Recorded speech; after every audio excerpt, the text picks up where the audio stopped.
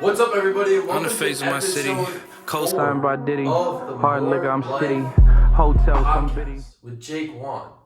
This is day number 4 in a row. So I started this on Friday, and now I'm just kind of addicted. It's like part of my morning, and I really like it. I really like talking with you in the morning. So if you're listening to this, you're a part of the original crew. And much love to you, because I know this is going to be something that grows and becomes something really big, because I'm super, super passionate about this and what I'm doing. And today, I'm also recording. So I'll record this for YouTube because I feel like this is a very, very special podcast and a very special episode and what I'm talking about. So I want you to be able to see me talking while I'm doing this and kind of see the passion that vibrates off of me. So to set you up with a scene, now if you're watching, you can actually see where I'm doing this. So I'm in the bedroom in these whisker chairs that I talk about. I got my tap shack right here, glass of water, and then this little succulent that I got from Trader Joe's, who's been with me since I got here. So, you know, this is special. It's a little memory right here. But and then outside, we got the palm trees that I talk about, Mission Beach on one side and the bay on the other. So it's a really cool setup. Grateful for this, grateful for it. But today, what I'm going to be talking about is what health actually is, in my opinion. You know, the reason that I got into this field is because I have a very different viewpoint on what health actually is. And I want to spread that to you, because I'll give you some background and story and why I got into health and wellness and fitness in the first place. So when I was 13 years old, I had the dream and the aspiration, well, really since I was really young, to go and play in the NFL. That is what I wanted to do. I love football. I was obsessed over it. It's all I really thought about. I played other sports, but football was my main love. And so when I was 13, I started working out because I thought, in order to succeed in football, I have to be strong and I got to be really fast. So I got to work out as much as I possibly can. So I started going to my local YMCA. My dad, mom would drop me off, and I would spend like 2 hours there, probably like 5 to 6 times a week. And that is what I did. We also had this little Bowflex in my basement, if you know what that is. It was in my basement, and I would use it a couple times a week down there. So that's some real OG stuff. But, you know, in high school, or like middle school, high school, you know, working out became like a passion for me. And I just became obsessed with it because, you know, it got me better at football. So I was like, this is so awesome. And then I went to college and wanted to go into kinesiology, exercise science, because at first I wanted to be a physical therapist, but then I realized I wanted to be a strength and conditioning coach. So, you know, I studied that throughout college, graduated. I mean, playing college football, it was a huge thing for me. Graduated and became a strength and conditioning coach. But throughout these years, what I got to see was different aspects of fitness and different aspects of health from other people. You know, going to URI, I got to see from there, the strength coach there, and then going to Endicott College, I got to see from the strength coach there, and working with other trainers and all that. And I got to see all these different perspectives on like health and fitness. And going through that, I saw that I thought about it in a much different way. I saw that there was something wrong. And when I really started to realize this was when I became a strength and conditioning coach after college and saw the disconnect people had with their fitness and their nutrition.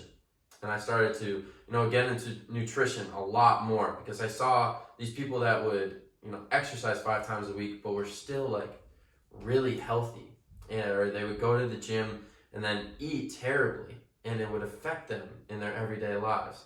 And then I started to see more and more how unhealthy our world is, and the amount of disease that we have, the amount of chronic disease that we have. And this was a stat that really like stuck with me. And don't take me exactly word for word, but like 88% of Americans are metabolically unhealthy, which just, blew my mind. So it's either 88% or 92. I'll get to you on that. But so is it like 8%? Only 8% of Americans are actually metabolically healthy, which is insane. Like that, like think about that. If you took 100 million people in America, oh geez, this is some math. This is some math right here.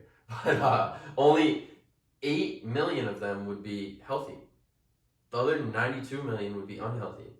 Like that's just crazy. And so that's what kind of has set me on this path of helping people and their health and what health actually is.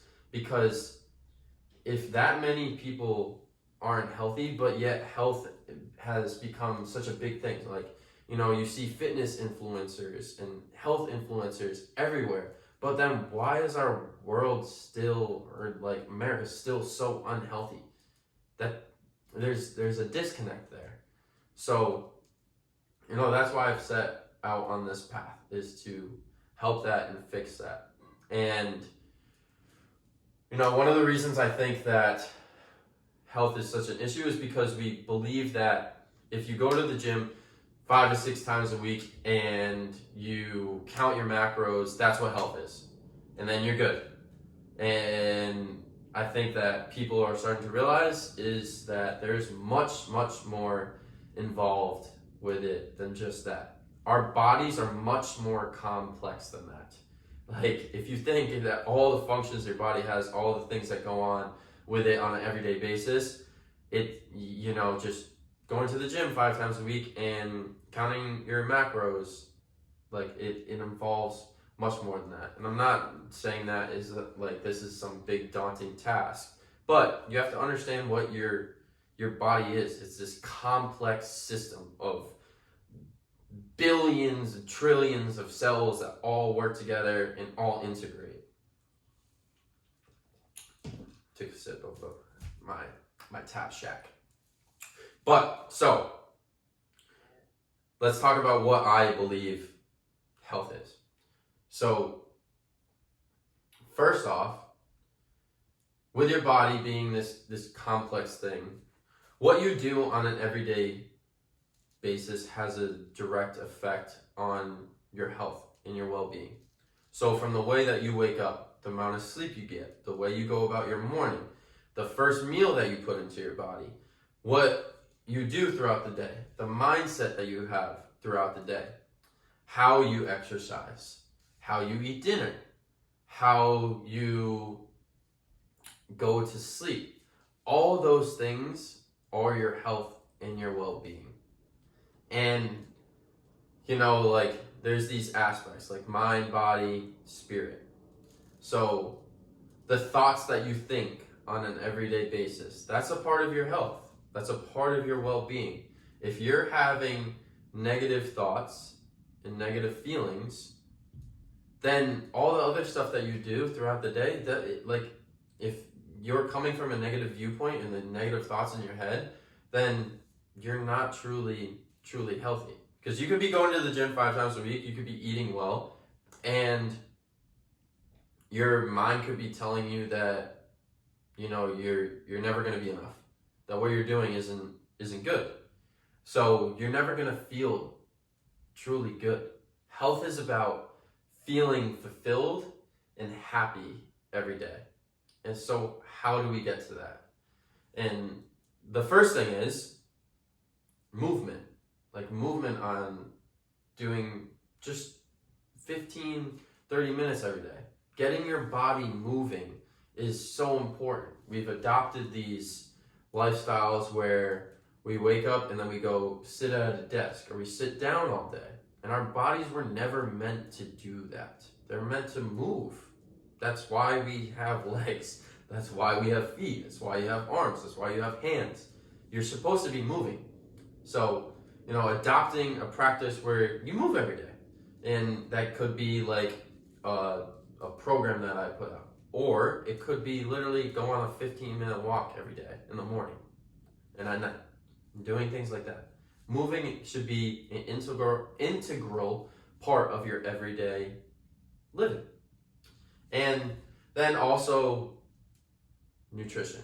This is a huge, huge thing to touch on because what we believe nutrition to be in the world. So in the fitness realm, in health and wellness realm, what we've adopted is counting macros and counting calories. And that is what we believe we have to do to eat well. And I'm going to give you two perspectives on it. So that's what I used to do. That's what I thought I had to do. So like in college, I was like, all right, I really want to get like super, super fit. All right, I gotta, download MyFitnessPal and track all my calories. And what that brought into my life was just stress. And then I researched more, like what actually is a calorie? And what it actually is it's the amount of energy required to raise the temperature 1 degree in water. So like if you put the thing in water, how much it causes to raise the temperature, like 1 degree, that's what a calorie is. So your body's much more complex than just raising a temperature 1 degree. And we've adopted this way of thinking over the last years, and now everything is about calories. And there's so much that goes into what calories are. So like, for instance, if you eat an Oreo or an avocado, like a portion of an Oreo, a portion of an avocado, both of those could have 4 grams of fat, which would equate to, what's 9 times 4? 36 calories. So both of these things could have exactly 36 calories. And you could plug in 36 calories of fat into your MyFitnessPal. And if you're trying to stay under 100 grams of fat, both of those things are going to say, oh yeah, you're doing it. But what do you think is healthier? An Oreo or an avocado? So that's where calories can be very, very misleading. And your body and the way that it absorbs calories could be totally different from me and you. So my body could be, my microbiome. So this is something that's huge and tough to talk about a lot, like your gut health. It can be good or bad. Well, the foods you eat have a direct correlation to how it is. So I could eat a bowl of spinach and I could absorb the nutrients because my microbiome is healthy and I could absorb the calories and use the calories. But you could have an unhealthy microbiome and your body could reject the calories. So we could both put in a MyFitnessPal that we both ate 10 calories from spinach, and we both put it in there. And MyFitnessPal will tell you, oh yeah, we both ate 10 calories. But you could have absorbed 1 calorie, and I could have absorbed all 10 calories. So if we're trying to stay within this macro counting, like, oh, you got to be in a caloric deficit so that we're both, all right, we both want to be at 1,500 calories, and I could have absorbed 1,500 calories, and you could have absorbed 500. But your MyFitnessPal is telling you that you got 1,500 calories, but you didn't. So now your body is functioning on 500 calories when it needs 2,500. So what is that going to cause? A lot of unhealthiness. So that's what I'm trying to explain is the way that it's thought and the way that we think in the current fitness and health field is so much more than what it's made out to be. And that's why so many people are unhealthy, is because they adopt these ways of thinking. And that, they get a personal trainer, a fitness coach, and they tell them, you want to gain muscle, let's get you in a caloric surplus. And what it does is it doesn't work. Yeah, it might work in the beginning, because what you're really just doing is you're probably eating a healthier food, so your body's naturally going to become a little bit healthier. But then after time, what happens is you've been tracking these calories for so long and you've really not been utilizing calories the way that you're supposed to. And then your body just goes back to normal. So the aspect of nutrition, what health is with nutrition, is the foods that you're eating and how these foods affect you. So, like, if I eat an apple as opposed to eating this, quotes, if you're watching this, you can see my quotes, healthy gluten-free bread. And that's what your fitness trainer tells you is good for you. And in order to stay in your caloric deficit, you need to eat that. Those two foods are going to have a completely different utilization in your body. But that gluten-free bread is quote unquote healthy. But you know what it's going to do is just get stored in your body as fat. So it's learning how foods affect your body and how they affect your energy, your health, your mental health.